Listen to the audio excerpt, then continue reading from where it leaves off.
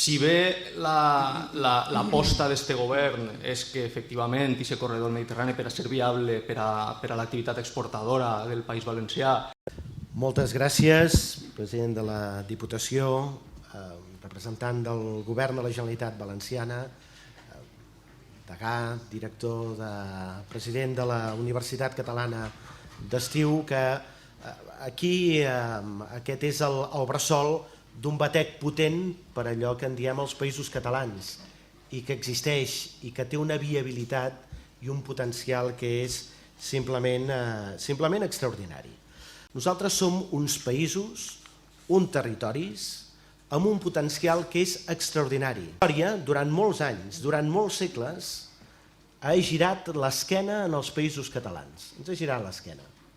Però últimament la història i la geografia i la geoeconomia ens està mirant de fit a fit i ens està dient que la porta d'entrada de les mercaderies que venen d'Àsia, que venen de l'Extrem Orient, que venen de la gran fàbrica del món i van cap al mercat que avui continua sent el mercat més important del món, que és Europa, aquestes mercaderies poden entrar a través dels ports dels països catalans, a través dels ports de Catalunya, a través dels ports del País Valencià.